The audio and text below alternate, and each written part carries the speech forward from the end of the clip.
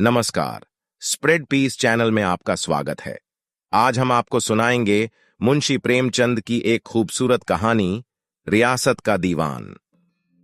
महाशय मेहता उन अभागों में थे जो अपने स्वामी को प्रसन्न नहीं रख सकते थे। वह दिल से अपना काम करते थे और चाहते थे कि उनकी प्रशंसा हो।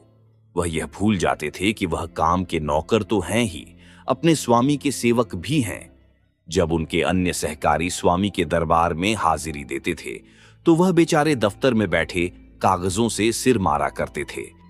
इसका फल यह था कि स्वामी के सेवक तो तरक्कियां पाते थे, पुरस्कार और पारितोषिक उड़ाते थे, और काम के सेवक मेहता किसी न किसी अपराध में निकाल दिए जाते थे। ऐसे कटु अनुभव उन्हें अपने जीवन में कई बार हो चुके थे। इसलिए अब की जब राजा साहब सतिया ने उन्हें एक अच्छा पद प्रदान किया तो उन्होंने प्रतिज्ञा की कि अब वह भी स्वामी का रुख देखकर काम करेंगे और उनके स्तुति गान में ही भाग्य की परीक्षा करेंगे। और इस प्रतिज्ञा को उन्होंने कुछ इस तरह निभाया कि 2 साल भी न गुजरे थे कि राजा साहब ने उन्हें अपना दीवान बना लिया। एक स्वाधीन राज्य की दीवानी का क्या कहना। वेतन तो 500 मासिक ही था, मगर अख्तियार बड़े लंबे। राई का पर्वत करो या पर्वत से राई, कोई छने वाला न था। राजा साहब भोग विलास में पड़े रहते थे। राज्य संचालन का सारा भार मेहता पर था। रियासत के सभी अमले और कर्मचारी दंडवत करते, बड़े बड़े रईस नजराने देते, यहां तक कि रानियां भी उनकी खुशामद करती। राजा साहब उग्र प्रकृति के मनुष्य थे, जैसे प्राय राजे होते हैं। दुर्बलों के सामने शेर, सबलों के सामने भीगी बिल्ली।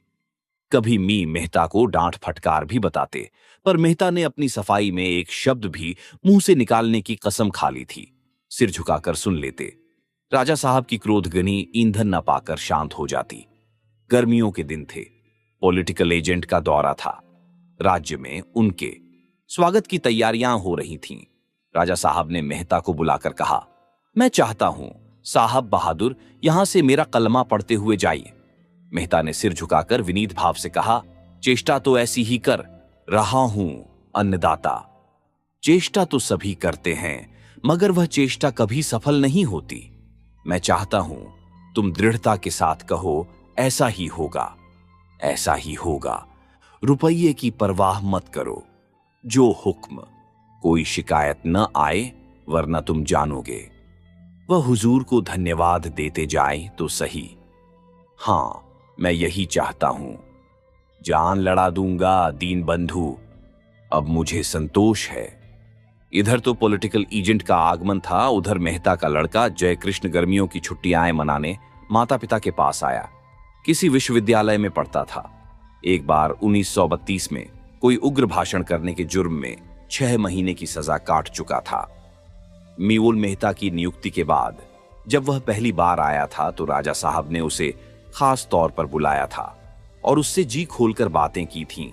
उसे अपने साथ शिकार खेलने ले गए थे और नित्य उसके साथ टेनिस खेला करते थे।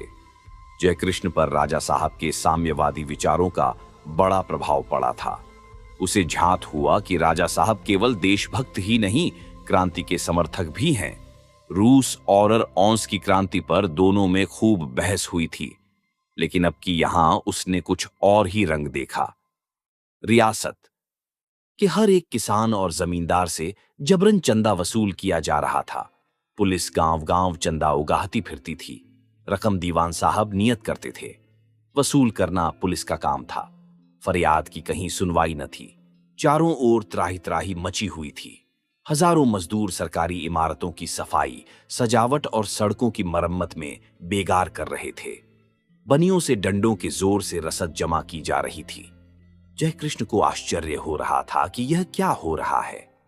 राजा साहब के विचार और व्यवहार में इतना अंतर कैसे हो गया। कहीं ऐसा तो नहीं है कि महाराज को इन अत्याचारों की खबर ही न हो, या उन्होंने जिन तैयारियों का हुक्म दिया हो उनकी तामील में कर्मचारियों ने अपनी कारगुजारी की धुन में यह अनर्थ कर डाला हो। रात भर तो उसने किसी तरह जब्त किया। प्रातःकाल उसने मेहताजी से पूछा, आपने राजा साहब को इन अत्याचारों की सूचना नहीं दी? मेहताजी को स्वयं इस अनीति से ग्लानि हो रही थी। वह स्वभावत दयालु मनुष्य थे, लेकिन परिस्थितियों ने उन्हें अशक्त कर रखा था।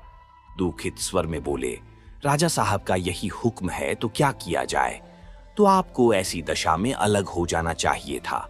आप जानते हैं यह जो कुछ हो रहा है उसकी सारी जिम्मेदारी आपके सिर लादी जा रही है। प्रजा आप ही को अपराधी समझती है। मैं मजबूर हूं। मैंने कर्मचारियों से बार बार संकेत किया कि यथासाध्य किसी पर सख्ती न की जाए, लेकिन हर एक स्थान पर मैं मौजूद तो नहीं रह सकता। अगर प्रत्यक्ष रूप से हस्तक्षेप करूं तो शायद कर्मचारी लोग महाराज से मेरी शिकायत कर दें। ये लोग ऐसे ही अवसरों की ताक में तो रहते हैं। इन्हें तो जनता को लूटने का कोई बहाना चाहिए। जितना सरकारी कोष में जमा करते हैं उससे ज्यादा अपने घर में रख लेते हैं। मैं कुछ नहीं कर सकता। जयकृष्ण ने उत्तेजित होकर कहा, तो आप इस्तीफा क्यों नहीं दे देते? मेहता लज्जित होकर बोले, बेशक मेरे लिए मुनासिब तो यही था, लेकिन जीवन में इतने धक्के खा चुका हूं कि अब और सहने की शक्ति नहीं रही। ये निश्चय है कि नौकरी करके मैं अपने को बेदाग नहीं रख सकता। धर्म और अधर्म, सेवा और परमार्थ के झमेलों में पड़कर मैंने बहुत ठोकरें खाई। मैंने देख लिया कि दुनिया दुनियादारों के लिए है जो अवसर और काल देखकर काम करते हैं। सिद्धांतवादियों के लिए यह अनुकूल स्थान नहीं है। जयकृष्ण ने तिरस्कार भरे स्वर में पूछा, मैं राजा साहब के पास जाऊं? क्या तुम समझते हो राजा साहब से ये बातें छिपी हैं? संभव है प्रजा की दुख कथा सुनकर उन्हें कुछ दया आए। मिस्टर मेहता को इसमें क्या आपत्ति हो सकती थी? वह तो खुद चाहते थे किसी तरह अन्याय का बोझ उनके सिर से उतर जाए। हाँ, यह भय अवश्य था कि कहीं जयकृष्ण की सत्प्रेरणा उनके लिए हानिकर न हो और कहीं उन्हें इस सम्मान और अधिकार से हाथ न धोना पड़े। बोले, यह ख्याल रखना कि तुम्हारे मुंह से कोई ऐसी बात न निकल जाए जो महाराज को अप्रसन्न कर दे। जयकृष्ण ने उन्हें आश्वासन दिया कि वह ऐसी कोई बात न करेगा। क्या वह इतना नादान है? मगर उसे क्या खबर थी कि आज के महाराजा साहब वह नहीं हैं जो 1 साल पहले थे, या संभव है पॉलिटिकल एजेंट के चले जाने के बाद वह फिर हो जाए। वह न जानता था कि उनके लिए क्रांति और आतंक की चर्चा भी उसी तरह विनोद की वस्तु थी जैसे हत्या, बलात्कार या जाल की वारदातें या रूप के बाजार के आकर्षक समाचार। जब उसने डयोढ़ी पर पहुंचकर अपनी इत्तला कराई तो मालूम हुआ कि महाराज इस समय अस्वस्थ हैं, लेकिन वह लौट ही रहा था कि महाराज ने उसे बुला भेजा। शायद उससे सिनेमा संसार के ताजे समाचार पूछना चाहते थे। उसके सलाम पर मुस्कुराकर बोले, तुम खूब आए भाई। कहो एमसीसी का मैच देखा या नहीं? मैं तो इन बखेड़ों में ऐसा फंसा कि जाने की नौबत नहीं आई। अब तो यही दुआ कर रहा हूं कि किसी तरह एजेंट साहब खुश खुश रुखसत हो जाए। मैंने जो भाषण लिखवाया है वह जरा तुम भी देख लो। मैंने इन राष्ट्रीय आंदोलनों की खूब खबर ली है और हरिजनोद्धार पर भी छींटे उड़ा दिए हैं। जयकृष्ण ने अपने आवेश को दबाकर कहा, राष्ट्रीय आंदोलनों की आपने खबर ली, यह अच्छा किया, लेकिन हरिजनोद्धार को तो सरकार भी पसंद करती है, इसीलिए उसने महात्मा गांधी को रिहा कर दिया और जेल में भी उन्हें इस आंदोलन के संबंध में लिखने पढ़ने और मिलने जुलने की पूरी स्वाधीनता दे रखी थी। राजा साहब ने तात्विक मुस्कान के साथ कहा, तुम जानते नहीं हो, यह सब प्रदर्शन मात्रा है। दिल में सरकार समझती है कि यह भी राजनैतिक आंदोलन है। वह इस रहस्य को बड़े ध्यान से देख रही है। लॉयल्टी में जितना प्रदर्शन करो, चाहे वह औचित्य की सीमा के पार ही क्यों न हो जाए, उसका रंग चोखा ही होता है। उसी तरह जैसे कवियों की विरुद्धावली से हम फूल उठते हैं, चाहे वह हास्यास्पद ही क्यों न हो। हम ऐसे कवि को खुशामदी समझें, अहमक भी समझ सकते हैं, पर ससे अप्रसन्न नहीं हो सकते। वह हमें जितना ही ऊंचा उठाता है उतना ही वह हमारी दृष्टि में ऊंचा उठता जाता है। राजा साहब ने अपने भाषण की एक प्रति मेज की दराज से निकालकर जयकृष्ण के सामने रख दी, पर जयकृष्ण के लिए इस भाषण में अब कोई आकर्षण न था। अगर वह सभा चतुर होता तो जाहिरदारी के लिए ही इस भाषण को बड़े ध्यान से पढ़ता, उनके शब्द विन्यास और भावोत्कर्ष की प्रशंसा करता और उसकी तुलना महाराजा बीकानेर या पटियाला के भाषणों से करता। पर अभी दरबारी दुनिया की रीति नीति से अनभिज्ञ था। जिस चीज को बुरा समझता था उसे बुरा कहता था और जिस चीज को अच्छा समझता था उसे अच्छा कहता था। बुरे को अच्छा और अच्छे को बुरा कहना अभी उसे न आया था। उसने भाषण पर सरसरी नजर डालकर उसे मेज पर रख दिया और अपनी स्पष्टवादिता का बिगुल फूंकता हुआ बोला, मैं राजनीति के रहस्यों को भला क्या समझ सकता हूं, लेकिन मेरा ख्याल है कि चाणक्य के ये वंशज इन चालों को खूब समझते हैं और कृत्रियाम भावों का उन पर कोई असर नहीं होता, बल्कि इससे आदमी उनकी नजरों में और भी गिर जाता है। अगर एजेंट को मालूम हो जाए कि उसके स्वागत के लिए प्रजा पर कितने जुल्म ढाए जा रहे हैं, तो शायद वह यहां से प्रसन्न होकर न जाए। फिर मैं तो प्रजा की दृष्टि देखता हूं। एजेंट की प्रसन्नता आपके लिए लाभप्रद हो सकती है, प्रजा को तो उससे हानि ही होगी। राजा साहब अपने किसी काम की आलोचना नहीं सह सकते थे। उनका क्रोध पहले जिरहों के रूप में निकलता, फिर तर्क का आकार धारण कर लेता और अंत में भूकंप के आवेश से उबल पड़ता था, जिससे उनका स्थूल शरीर, कुर्सी, मेज, दीवारें और छत सभी में भीषण कंपन होने लगता था। तिरछी आंखों से देखकर बोले, क्या हानि होगी, जरा सुनूं। जयकृष्ण समझ गया कि क्रोध की मशीन अगन चक्कर में है और घातक विस्फोट होने ही वाला है। संभल कर बोला, इसे आप मुझसे ज्यादा समझ सकते हैं। नहीं, मेरी बुद्धि इतनी प्रखर नहीं है। आप बुरा मान जाएंगे। क्या तुम समझते हो मैं बारूद का ढेर हूं? बेहतर है आप इसे न पूछें, तुम्हें बतलाना पड़ेगा और आप उनकी मुठियाओं बंध गई। तुम्हें बतलाना पड़ेगा इसी वक्त। जयकृष्ण यह धौंस क्यों सहने लगा? क्रिकेट के मैदान में राजकुमारों पर रोब जमाया करता था, बड़े बड़े हुक्काम की चुटकियां लेता था। बोला, अभी आपके दिल में पॉलिटिकल एजेंट का कुछ भय है।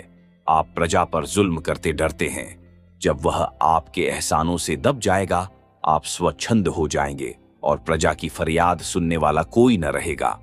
राजा साहब प्रज्वलित नेत्रों से ताकते हुए बोले, मैं एजेंट का गुलाम नहीं हूं कि उससे डरूं।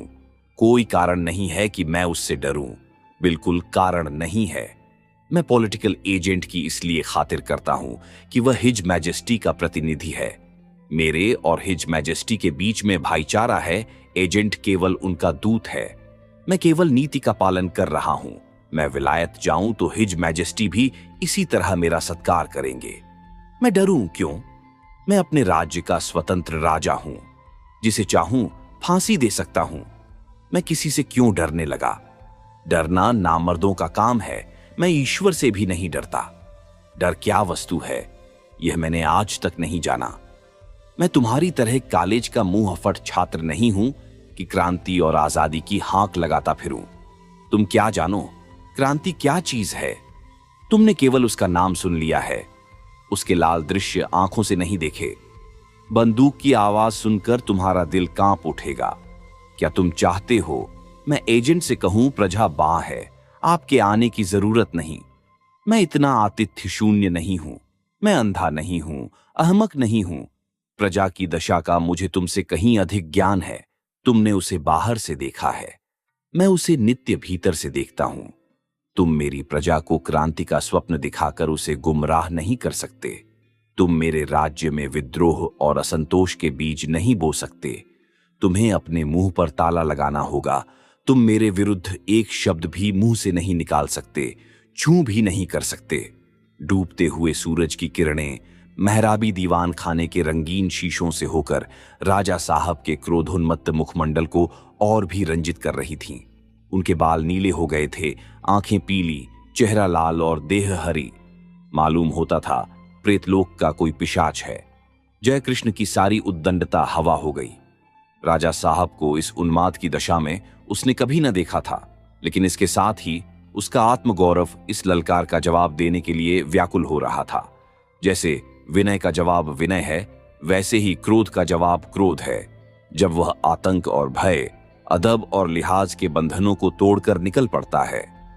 उसने भी राजा साहब को आग्नेय नेत्रों से देखकर कहा, मैं अपनी आंखों से यह अत्याचार देखकर मौन नहीं रह सकता। तुम्हें यहां जबान खोलने का कोई हक नहीं है। राजा साहब ने आवेश से खड़े होकर मानो उसकी गर्दन पर सवार होते हुए कहा, प्रत्येक विचारशील मनुष्य को अन्याय के विरुद्ध आवाज उठाने का हक है। आप वह हक मुझसे नहीं छीन सकते। मैं सब कुछ कर सकता हूं, आप कुछ नहीं कर सकते। मैं तुम्हें अभी जेल में बंद कर सकता हूं।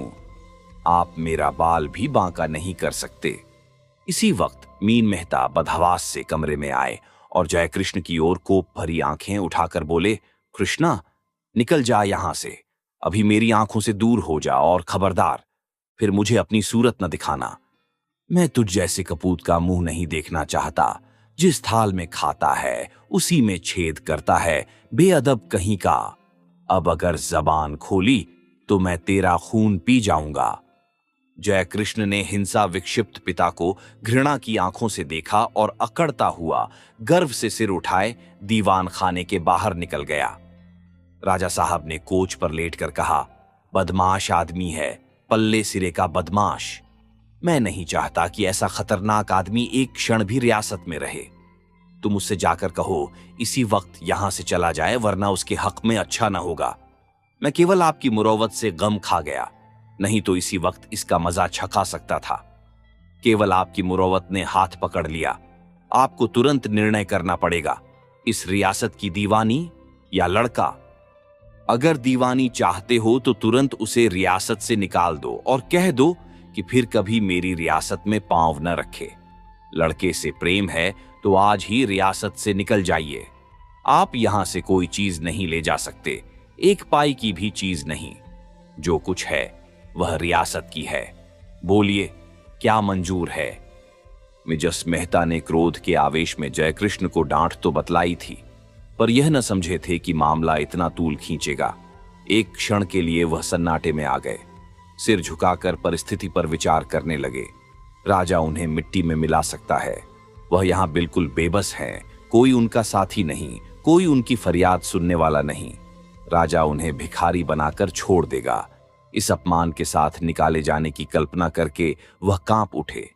रियासत में उनके बैरियों की कमी न थी, सबके सब मूसलों ढोल बजाएंगे।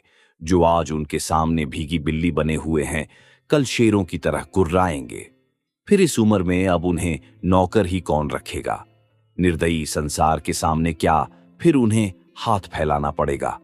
नहीं, इससे तो यह कहीं अच्छा है कि वह यहीं पड़े रहें। कंपित स्वर में बोले, मैं आज ही उसे घर से निकाल देता हूं अन्नदाता। आज नहीं, इसी वक्त निकाल दूंगा। हमेशा के लिए, हमेशा के लिए। अच्छी बात है, जाइए और आधो घंटे के अंदर मुझे सूचना दीजिए।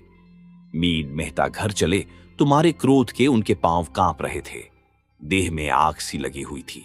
इस लौंडे के कारण आज उन्हें कितना अपमान सहना पड़ा। गधा चला है यहां अपने साम्यवाद का राग अलापने। अब बच्चा को मालूम होगा जबान पर लगाम न रखने का क्या नतीजा होता है। मैं क्यों उसके पीछे गली गली ठोकरें खाऊं? हां, मुझे यह पद और सम्मान प्यारा है। क्यों न प्यारा हो, इसके लिए बरसों एड़ियां रगड़ी हैं, अपना खून और पसीना एक किया है। यह अन्याय बुरा जरूर लगता है, लेकिन बुरी लगने की एक यही बात तो नहीं है, और हजारों बातें भी तो बुरी लगती हैं। जब किसी बात का उपाय मेरे पास नहीं तो इस मुआमले के पीछे क्यों अपनी जिंदगी खराब करूं? उन्होंने घर आते ही आते पुकारा, जय कृष्ण। सुनीता ने कहा, जय कृष्ण तो तुमसे पहले ही राजा साहब के पास गया था, तब से यहां कब आया? अब तक यहां नहीं आया, वह तो मुझसे पहले ही चल चुका था। वह फिर बाहर आए और नौकरों से पूछना शुरू किया।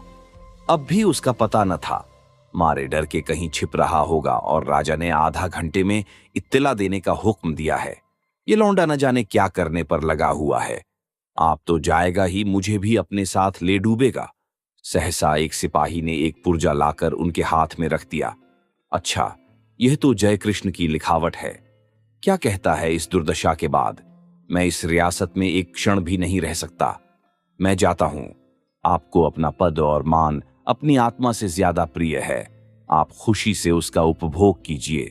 मैं फिर आपको तकलीफ देने ना आऊंगा। अम्माओं से मेरा प्रणाम कहिएगा। मेहता ने पुर्जा लाकर सुनीता को दिखाया और खिन्न होकर बोले, इसे न जाने कब समझ आएगी, लेकिन बहुत अच्छा हुआ। अब लाला को मालूम होगा दुनिया में किस तरह रहना चाहिए। बिना ठोकरें खाए आदमी की आंखें नहीं खुलती। मैं ऐसे तमाशे बहुत खेल चुका, अब इस खुराफात के पीछे अपना शेष जीवन नहीं बर्बाद करना चाहता और तुरंत राजा साहब को सूचना देने चले। दम से दम में सारी रियासत में यह समाचार फैल गया। जय कृष्ण अपने शील स्वभाव के कारण जनता में बड़ा प्रिय था। लोग बाजारों और चौरस्तों पर खड़े हो होकर इस कांड पर आलोचना करने लगे। अजी, वह आदमी नहीं था भाई, उसे किसी देवता का अवतार समझो। महाराज के पास जाकर बेधड़क बोला, अभी बेगार बंद कीजिए वरना शहर में हंगामा हो जाएगा। राजा साहब की तो जबान बंद हो गई, बगलें जौकने लगे। शेर है शेर, उम्र तो कुछ नहीं पर आफत का परकाला है, और वह यह बेगार बंद करा के रहता हमेशा के लिए। राजा साहब को भागने की राह न मिलती, सुना घिघियाने लगे थे। मुदा इसी बीच में दीवान साहब पहुंच गए और उसे देश निकाले का हुक्म दे दिया। ये हुक्म सुनकर उसकी आंखों में खून उतर आया था, लेकिन बाप का अपमान न किया। ऐसे बाप को तो गोली मार देनी चाहिए, बाप है या दुश्मन, वह कुछ भी हो, है तो बाप ही। सुनीता सारे दिन बैठी रोती रही, जैसे कोई उसके कलेजे में बर्छियां चुभ हो रहा था। बेचारा न जाने कहां चला गया, अभी जलपान तक न किया था। चूल्हे में जाए ऐसा भोग विलास जिसके पीछे उसे बेटे को त्यागना पड़े। हृदय में ऐसा उद्वेग उठा कि इसी दम पति और घर को छोड़कर रियासत से निकल जाए, जहां ऐसे नरपिशाचों का राज्य है। इन्हें अपनी दीवानी प्यारी है, उसे लेकर रहें। वह अपने पुत्र के साथ उपवास करेगी, पर उसे आंखों से देखती तो रहेगी। एकाएक वह उठकर महारानी के पास चली। वह उनसे फरियाद करेगी, उन्हें भी ईश्वर ने बालक दिए हैं, उन्हें क्या एक अभागिनी माता पर दया न आवेगी। इसके पहले भी वह कई बार महारानी के दर्शन कर चुकी थी। उसका मुरझाया हुआ मन आशा से लहलहा उठा, लेकिन रनिवास में पहुंची तो देखा कि महारानी के तेवर भी बदले हुए हैं।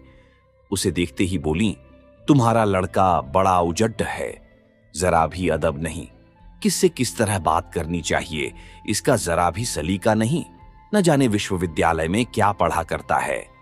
आज महाराज से उलझ बैठा, कहता था कि बेगार बंद कर दीजिए और एजेंट साहब के स्वागत सत्कार की कोई तैयारी न कीजिए। इतनी समझ भी उसे नहीं है कि इस तरह कोई राजा कई घंटे गद्दी पर रह सकता है। एजेंट बहुत बड़ा अफसर न सही, लेकिन है तो बादशाह का प्रतिनिधि। उसका आदर सत्कार करना तो हमारा धर्म है। फिर ये बेगार किस दिन काम आएंगे? उन्हें रियासत से जागीरें मिली हुई हैं। किस दिन के लिए? प्रजा में विद्रोह की आग भड़काना कोई भले आदमी का काम है? जिस पत्तल में खाओ उसी में छेद करो। महाराज ने दीवान साहब का मुलाहजा किया, नहीं तो उसे हिरासत में डलवा देते। अब बच्चा नहीं है, खासा 5 हाथ का जवान है, सब कुछ देखता और समझता है। हम हाकिमों से बैर करें तो कै दिन निबाह हो, उसका क्या बिगड़ता है? कहीं 100-50 की चाकरी पा जाएगा, यहां तो करोड़ों की रियासत बर्बाद हो जाएगी। सुनीता ने आंचल फैलाकर कहा, महारानी बहुत सत्य कहती हैं, पर अब तो उसका अपराध क्षमा कीजिए। बेचारा लज्जा और भय के मारे घर नहीं गया, न जाने किधर चला गया। हमारे जीवन का यही एक अवलंब है महारानी, हम दोनों रो रो कर मर जाएंगे। आंचल फैलाकर आपसे भीख मांगती हूं, उसको क्षमा दान दीजिए। माता के हृदय को आपसे ज्यादा और कौन समझेगा? आप महाराज से सिफारिश कर दें। महारानी ने अपनी बड़ी बड़ी आंखों से उसकी ओर देखा, मानो वह कोई बड़ी अनोखी बात कह रही हो, और अपने रंगे हुए होठों पर अंगूठियों से जगमगाती हुई उंगली रखकर बोली, क्या कहती हो सुनीता देवी? उस युवक की महाराज से सिफारिश करूं जो हमारी जड़ खोदने पर तुला हुआ है? आस्तीन में सांप पालूं? तुम किस मुंह ऐसी बात कहती हो? और महाराज मुझे क्या कहेंगे? ना, मैं इसके बीच में न पंगूंगी। उसने जो बीज बोए हैं उनका वह फल खाए। मेरा लड़का ऐसा नालायक होता तो उसका मुंह न देखती, और तुम ऐसे बेटे की सिफारिश करती हो? सुनीता ने आंखों में आंसू भरकर कहा, महारानी ऐसी बातें आपके मुंह से शोभा नहीं देती। महारानी मसनद टेक कर उठ बैठी और तिरस्कार भरे स्वर में बोली, अगर तुमने सोचा था कि मैं तुम्हारे आंसू पोंछूंगी तो तुमने भूल की। हमारे द्रोही की सिफारिश लेकर हमारे पास आना, इसके सिवा और क्या है कि तुम उसके अपराध को बाल क्रीड़ा समझ रही हो। अगर तुमने उसके अपराध की भीषणता का ठीक अनुमान किया होता तो मेरे पास कभी ना आती। जिसने इस रियासत का नमक खाया हो वह रियासत के द्रोही की पीठ सहलाए। वह स्वयं राजद्रोही है। इसके सिवा और क्या कहूं। सुनीता भी गर्म हो गई। पुत्र स्नेह म्यान के बाहर निकल आया। बोली, राजा का कर्तव्य केवल अपने अफसरों को प्रसन्न करना नहीं है, प्रजा को पालने की जिम्मेदारी इससे कहीं बढ़कर है। उसी समय महाराज ने कमरे में कदम रखा। रानी ने उठकर स्वागत किया और सुनीता सिर झुकाए निस्पंद खड़ी रह गई। राजा ने व्यंग्यपूर्ण मुस्कान के साथ पूछा, यह कौन महिला तुम्हें राजा के कर्तव्य का उपदेश दे रही थी? रानी ने सुनीता की ओर आंख मारकर कहा, यह दीवान साहिब की धर्मपत्नी है। राजा साहिब की त्योरियां चढ़ गईं। ओठ चबाकर बोले, जब मां ऐसी पैनी छुरी है तो लड़का क्यों ना जहर का बुझाया हुआ हो। देवी जी, मैं तुमसे यह शिक्षा नहीं लेना चाहता कि राजा का अपनी प्रजा के साथ क्या धर्म है। यह शिक्षा मुझे कई पीढ़ियों से मिलती चली आई है। बेहतर हो कि तुम किसी से यह शिक्षा प्राप्त कर लो कि स्वामी के प्रति उसके सेवक का क्या धर्म है और जो नम का हराम है उसके साथ स्वामी को कैसा व्यवहार करना चाहिए। यह कहते हुए राजा साहब उसी उन्माद की दशा में बाहर चले गए। म्योर मेहता घर जा रहे थे। राजा साहब ने कठोर स्वर में पुकारा, सुनिए मेहता, आपके सपूत तो विदा हो गए, लेकिन मुझे अभी मालूम हुआ कि आपकी देवी जी राजद्रोह के मैदान में उनसे भी 2 कदम आगे हैं। बल्कि मैं तो कहूंगा वह केवल रिकॉर्ड है जिसमें देवी जी की आवाज ही बोल रही है।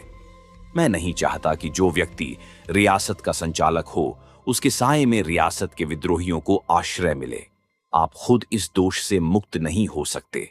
यह हरगिज मेरा अन्याय न होगा यदि मैं यह अनुमान कर लूं कि आप ही ने यह मंत्र फूंका है। मेवा मेहता अपनी स्वामी भक्ति पर यह आक्षेप न सह सके। व्यथित कंठ से बोले, यह तो मैं किस जबान से कहूं कि दीन बंधु इस विषय में मेरे साथ अन्याय कर रहे हैं, लेकिन मैं सर्वथा निर्दोष हूं और मुझे यह देखकर दुख होता है कि मेरी वफादारी पर यूं संदेह किया जा रहा है। वफादारी केवल शब्दों से नहीं होती। मेरा ख्याल है कि मैं उसका प्रमाण दे चुका। नई नई दलीलों के लिए नए नए प्रमाणों की जरूरत है। आपके पुत्र के लिए जो दंड विधन था वही आपकी स्त्री के लिए भी है। मैं इसमें किसी भी तरह का उज्र नहीं चाहता और इसी वक्त इस हुक्म की तामील होनी चाहिए। लेकिन दीनानाथ, मैं एक शब्द भी नहीं सुनना चाहता। मुझे कुछ निवेदन करने की आज्ञा न मिलेगी। बिल्कुल नहीं, यह मेरा आखिरी हुक्म है। मीर मेहता यहां से चले तो उन्हें सुनीता पर बेहद गुस्सा आ रहा था। इन सभी को न जाने क्या सनक सवार हो गई है। जय कृष्ण तो खैर बालक है, बेसमझ है। इस बुढ़िया को क्या सूझी। न जाने रानी साहब से जाकर क्या कह आई। किसी को मुझसे हमदर्दी नहीं, सब अपनी अपनी धुन में मस्त हैं। किस मुसीबत से मैं अपनी जिंदगी के दिन काट रहा हूं ये कोई नहीं समझता। कितनी निराशा और विपत्तियों के बाद यहां जरा निश्चिंत हुआ था कि इन सभी ने यह नया तूफान खड़ा कर दिया। न्याय और सत्य का ठीका क्या हमी ने लिया है। यहां भी वही हो रहा है जो सारी दुनिया में हो रहा है। कोई नई बात नहीं है। संसार में दुर्बल और दरिद्र होना पाप है। इसकी सजा से कोई बच नहीं सकता। बाज कबूतर पर कभी दया नहीं करता। सत्य और न्याय का समर्थन मनुष्य की सज्जनता और सभ्यता का एक अंग है। बेशक इससे कोई इनकार नहीं कर सकता, लेकिन जिस तरह और सभी प्राणी केवल मुख से इसका समर्थन करते हैं, क्या उसी तरह हम भी नहीं कर सकते? और जिन लोगों का पक्ष लिया जाए वे भी तो कुछ इसका महत्व समझें। आज राजा साहब इन्हीं बेगारों से जरा हंसकर बातें करें तो वे अपने सारे दुखड़े भूल जाएंगे और उल्टे हमारे ही शत्रु बन जाएंगे। शायद सुनीता महारानी के पास जाकर अपने दिल का बुखार निकाल आई है। गद्दी यह नहीं समझती कि दुनिया में किसी तरह मान मर्यादा का निर्वाह करते हुए जिंदगी काट लेना ही हमारा धर्म है। अगर भाग्य में यश और कीर्ति बदी होती तो इस तरह दूसरों की गुलामी क्यों करता? लेकिन समस्या यह है कि इसे भेजूं कहां? मैके में कोई है नहीं, मेरे घर में कोई है नहीं। अब मैं इस चिंता में कहां तक मरूं? जहां जी चाहे जाए, जैसा किया वैसा भोगे। वह इसी क्षोभ और ग्लानि की दशा में घर में गए और सुनीता से बोले, आखिर तुम्हें भी वही पागलपन सूझा जो उस लौंडे को सूझा था। मैं कहता हूं, आखिर तुम्हें कभी समझ आएगी या नहीं? क्या सारे संसार के सुधार का बीड़ा हम ही ने उठाया है? कौन राजा ऐसा है जो अपनी प्रजा पर जुल्म न करता हो, उनके स्वत्वों का अपहरण न करता हो? राजा ही क्यों, हम तुम सभी तो दूसरों पर अन्याय कर रहे हैं। तुम्हें क्या हक है कि तुम दर्जनों खिदमतगार रखो और उन्हें जरा जरा सी बात पर सजा दो? न्याय और सत्य निरर्थक शब्द हैं, जिनकी उपयोगिता इसके सिवा और कुछ नहीं कि बुद्धुओं की गर्दन मारी जाए और समझदारों की वाह वाह हो। तुम और तुम्हारा लड़का उन्हीं बुद्धुओं में है और इसका दंड तुम्हें भोगना पड़ेगा। महाराज का हुक्म है कि तुम 3 घंटे के अंदर रियासत से निकल जाओ, नहीं तो पुलिस आकर तुम्हें निकाल देगी। मैंने तो तय कर लिया है कि राजा साहब की इच्छा के विरुद्ध एक शब्द भी मुंह से न निकालूंगा। न्याय का पक्ष लेकर देख लिया है। हैरानी और अपमान के सिवा और कुछ हाथ न आया। जिनकी हिमायत की थी वे आज भी उसी दशा में हैं, बल्कि उससे भी और बदतर। मैं साफ कहता हूं कि मैं तुम्हारी उद्दंडताओं का तावान देने के लिए तैयार नहीं। मैं गुप्त रूप से तुम्हारी सहायता करता रहूंगा। इसके सिवा मैं और कुछ नहीं कर सकता। सुनीता ने गर्व के साथ कहा, मुझे तुम्हारी सहायता की जरूरत नहीं। कहीं भेद खुल जाए तो दीनबंधु तुम्हारे ऊपर कोप का वज्र गिरा दें। तुम्हें अपना पद और सम्मान प्यारा है, उसका आनंद से उपभोग करो। मेरा लड़का और कुछ न कर सकेगा तो पांव भर आटा तो कमा ही लाएगा। मैं भी देखूंगी कि तुम्हारी स्वामी भक्ति कब तक निभती है और कब तक तुम अपनी आत्मा की हत्या करते हो। मेहता ने तिलमिलाकर कहा, क्या तुम चाहती हो कि फिर उसी तरह चारों तरफ ठोकरें खाता फिरूं? सुनीता ने घाव पर नमक छिड़का नहीं, कदापि नहीं। अब तक तो मैं समझती थी तुम्हें ठोकरें खाने में मजा आता है तथा पद और अधिकार से भी मूल्यवान कोई वस्तु तुम्हारे पास है जिसकी रक्षा के लिए तुम ठोकरें खाना अच्छा समझते हो। अब मालूम हुआ तुम्हें अपना पद अपनी आत्मा से भी प्रिय है। फिर क्यों ठोकरें खाओ? मगर कभी कभी अपना कुशल समाचार तो भेजते रहोगे या राजा साहब की आज्ञा लेनी पड़ेगी। राजा साहब इतने न्याय शून्य हैं कि मेरे पत्र व्यवहार में रोक टोक करें। अच्छा, राजा साहब में इतनी आदमियत है, मुझे तो विश्वास नहीं आता। तुम अब भी अपनी गलती पर लज्जित नहीं हो? मैंने कोई गलती नहीं की। मैं तो ईश्वर से चाहती हूं कि जो मैंने आज किया वह बार बार करने का मुझे अवसर मिले। मेहता ने अरुचि के साथ पूछा, तुमने कहां जाने का इरादा किया है? जहन्नुम में। गलती आप करती हो, गुस्सा मुझ पर उतारती हो। मैं तुम्हें इतना निर्लज्ज न समझती थी। मैं भी इसी शब्द का तुम्हारे लिए प्रयोग कर सकता हूं, केवल मुख से, मन से नहीं। मेहता लज्जित हो गए। जब सुनीता की विदाई का समय आया तो स्त्री पुरुष दोनों खूब रोए और एक तरह से सुनीता ने अपनी भूल स्वीकार कर ली। वास्तव में इन बेकारी के दिनों में मेहता ने जो कुछ किया वही उचित था। बेचारे कहां मारे मारे फिरते। पॉलिटिकल एजेंट साहब पधरे और कई दिनों तक खूब दावतें खाईं और खूब शिकार खेला। राजा साहब ने उनकी तारीफ की, उन्होंने राजा साहब की तारीफ की। राजा साहब ने उन्हें अपनी लॉयल्टी का विश्वास दिलाया। उन्होंने सतिया राज्य को आदर्श कहा और राजा साहब को न्याय और सेवा का अवतार स्वीकार किया और 3 दिन में रियासत को 2.5 लाख की चपत देकर विदा हो गए। मीयू और मेहता का दिमाग आसमान पर था। सभी उनकी कारगुजारी की प्रशंसा कर रहे थे। एजेंट साहब तो उनकी दक्षता पर मुग्धा हो गए। उन्हें राय साहब की उपाधि मिली और उनके अधिकारों में भी वृद्धि हुई। उन्होंने अपनी आत्मा को उठाकर ताक पर रख दिया था। उनकी यह साधना कि महाराज और एजेंट दोनों उनसे प्रसन्न रहें, संपूर्ण रीति से पूरी हो गई। रियासत में ऐसा स्वामी भक्त सेवक दूसरा न था। राजा साहब अब कम से कम 3 साल के लिए निश्चिंत थे। एजेंट खुश है तो फिर किसका भय? कामुकता, लंपटता और भांति भांति के दुर्व्यसनों की लहर प्रचंड हो उठी। सुंदरियों की टोह लगाने के लिए सुराग रसानों का एक विभाग खुल गया, जिसका संबंध सीधे राजा साहब से था। एक बूढ़ा खुर्राट जिसका पेशा हिमालय की परियों को फंसाकर राजाओं को लूटना था और जो इसी पेशे की बदौलत राज दरबारों में पूजा जाता था, इस विभाग का अध्यक्ष बना दिया गया। नई नई चिड़ियाओं आने लगीं। भय, लोभ और सम्मान सभी अस्त्रों से शिकार खेला जाने लगा। लेकिन एक ऐसा अवसर भी पड़ा जहां इस तिकड़म की सारी सामूहिक और वैयक्तिक चेष्टाएं निष्फल हो गईं और गुप्त विभाग ने निश्चय किया कि इस बालिका को किसी तरह उड़ा लाया जाए और इस महत्वपूर्ण कार्य के संपादन का भार मेहता पर रखा गया, जिनसे ज्यादा स्वामी भक्त सेवक रियासत में दूसरा न था। उनके ऊपर महाराजा साहब को पूरा विश्वास था।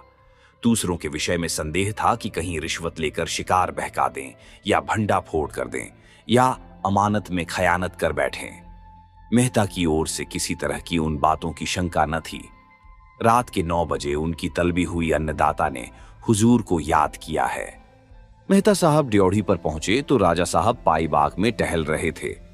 मेहता को देखते ही बोले, आइए मेहता, आपसे एक खास बात में सलाह लेनी है। यहां कुछ लोगों की राय है कि सिंहद्वार के सामने आपकी एक प्रतिमा स्थापित की जाए, जिससे चिरकाल तक आपकी यादगार कायम रहे। आपको तो शायद इसमें कोई आपत्ति न होगी, और यदि हो भी तो लोग इस विषय में आपकी अवज्ञा करने पर भी तैयार हैं। सतिया की आपने जो अमूल्य सेवा की है उसका पुरस्कार तो कोई क्या दे सकता है, लेकिन जनता के हृदय में आपसे जो श्रद्धा है उसे तो वह किसी न किसी रूप में प्रकट ही करेगी। मेहता ने बड़ी नम्रता से कहा, यह अन्नदाता की गुण ग्राहकता है। मैं तो एक तुच्छ सेवक हूं। मैंने जो कुछ किया यह इतना ही है कि नमक का हक अदा करने का सदैव प्रयत्न किया, मगर मैं इस सम्मान के योग्य नहीं हूं। राजा साहब ने कृपालु भाव से हंसकर कहा, आप योग्य हैं या नहीं इसका निर्णय आपके हाथ में नहीं है। मेहता, आपकी दीवानी यहां न चलेगी। हम आपका सम्मान नहीं कर रहे हैं, अपनी भक्ति का परिचय दे रहे हैं। थोड़े दिनों में न हम रहेंगे न आप रहेंगे। उस वक्त भी यह प्रतिमा अपनी मूक वाणी से कहती रहेगी कि पिछले लोग अपने उद्धारकों का आदर करना जानते थे। मैंने लोगों से कह दिया है कि चंदा जमा करें। एजेंट ने अब की जो पत्र लिखा है उसमें आपको खास तौर से सलाम लिखा है।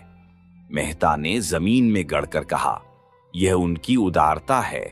मैं तो जैसा आपका सेवक हूं वैसा ही उनका भी सेवक हूं। राजा साहब कई मिनट तक फूलों की बहार देखते रहे, फिर इस तरह बोले मानो कोई भूली हुई बात याद आ गई हो। तहसील खास में एक गांव लगनपुर है, आप कभी वहां गए हैं?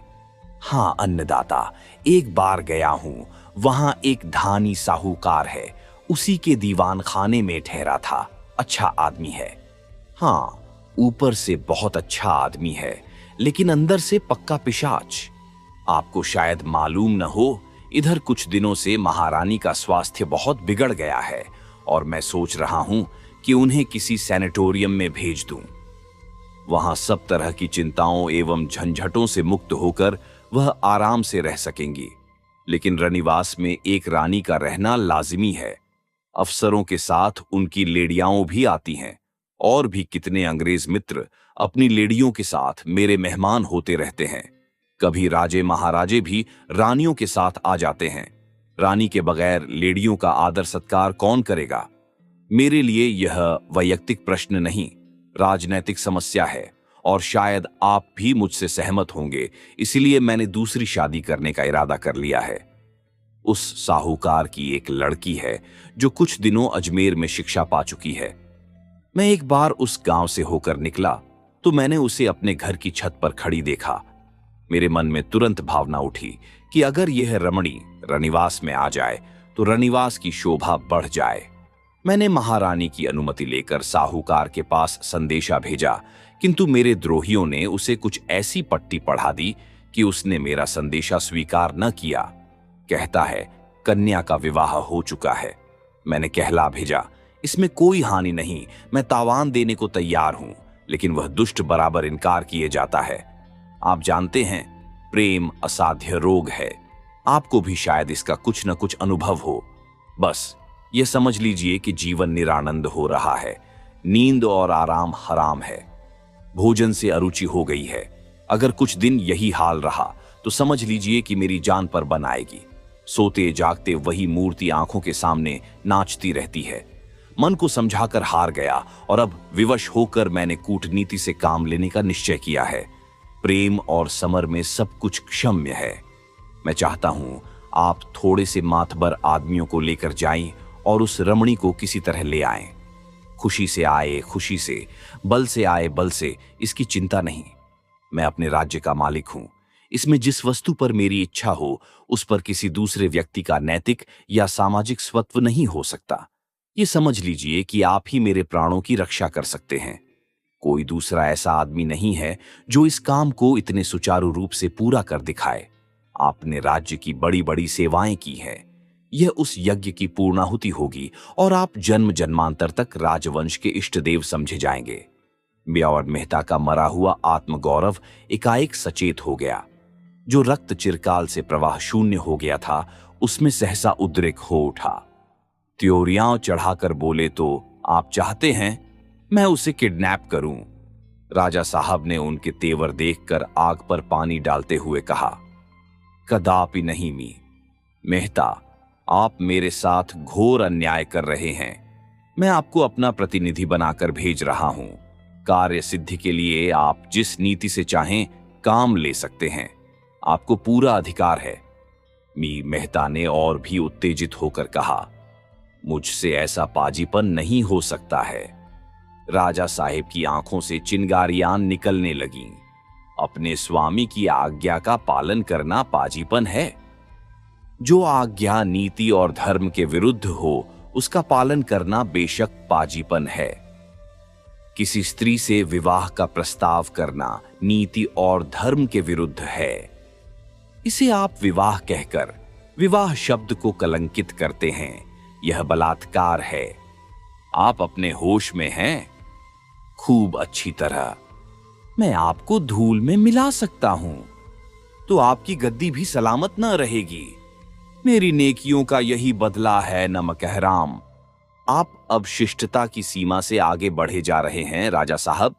मैंने अब तक अपनी आत्मा की हत्या की है और आपके हर एक जा और बेजा हुक्म की तामील की है, लेकिन आत्म सेवा की भी एक हद होती है जिसके आगे कोई भला आदमी नहीं जा सकता।